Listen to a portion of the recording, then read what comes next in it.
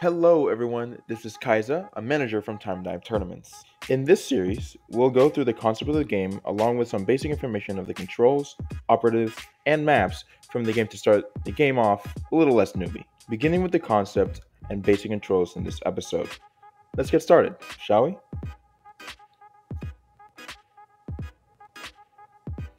Lemnis Gate is a turn-based FPS game, meaning it has the high-speed action of a first-person shooter, but the methodical thinking of a strategy game. The concept of this game is easily explained like this. There is a time loop mechanic where the characters called operatives repeat the same 25 seconds, like if waking up in the same day over and over again, just in a minor scale. As you spend turns in this time loop, since it's a time loop, like when you want to listen to your favorite song non-stop for hours and hours, you get to see your actions repeat over and over again, adding a new operative with each new turn. When it's not your turn, you get to watch your opponent's actions in their turn of the loop using a drone.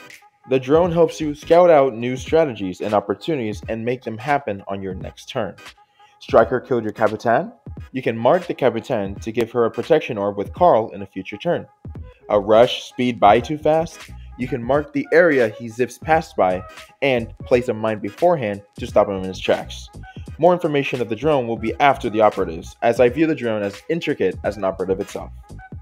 Now that you know the mechanic of the game, let's continue with the point of the whole game. Objectives. The reason why the loop exists is to complete different tasks across a variety of maps, whether it be killing other operatives, capturing particle accelerators, capturing exotic matter, or destroying and defending resistors, each of which we'll be looking into in future videos. But for now, I'll explain it loosely. First is deathmatch. No, get out of my way! It's just killing each other and destroying anything and everything to gain points. We're moving on. Second is domination. It's mostly known for standing in a ring to capture locations A, B, C, or D in Halo or Call of Duty games. The difference here is that you actively shoot the objectives to earn it in a tug-of-war with your opponent. Third, XM. It is a capture the flag-like mode featured in many maps like Quarry, Iridium Plains, and definitely the least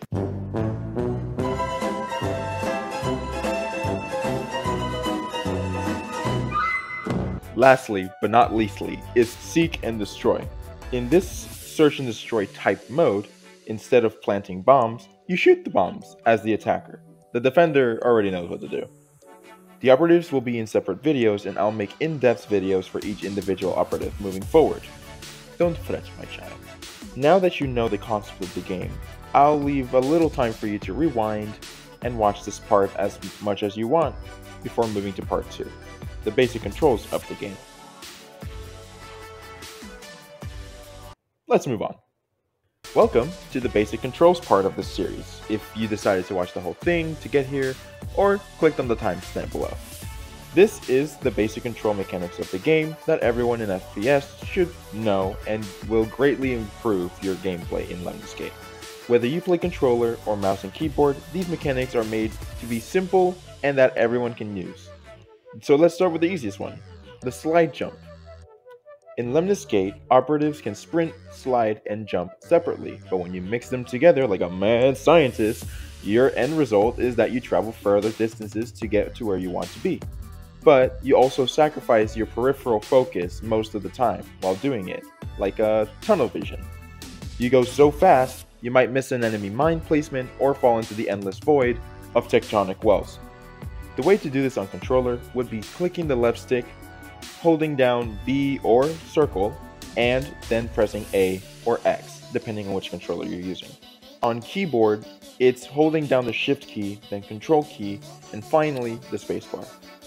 Of course, there are keybinds in the game to customize it to your liking, but for now, we'll be just using the default settings. The mechanic is to sprint, then slide, then jump.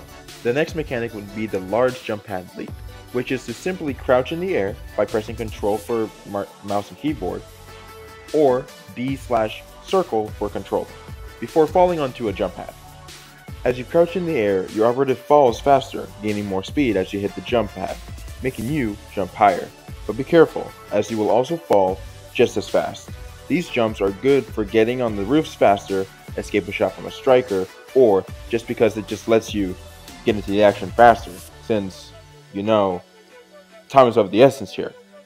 The last mechanic I would like to present is the slingshot, one of my personal favorites, as a classy jump pad master myself.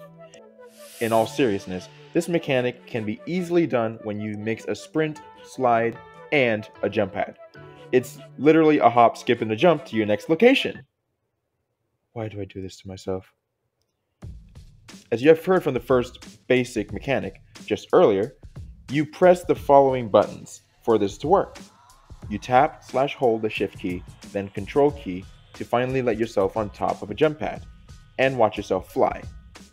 Or, for a controller, it would be clicking the left stick and then pressing B or circle as you let yourself onto a jump pad. It gets you far across the map in shorter distances, but you leave yourself ripe for a good striker shot to the head. Everything in this game always has a trade-off, as in any strategy game. For making it to the end of the video, there's a bonus tip because you guys are so generous enough to watch my video with your valuable time. It's the famous bunny hop mechanic. To do this mechanic, you need momentum, usually from the sprint, slide, and jump, or after using a slingshot.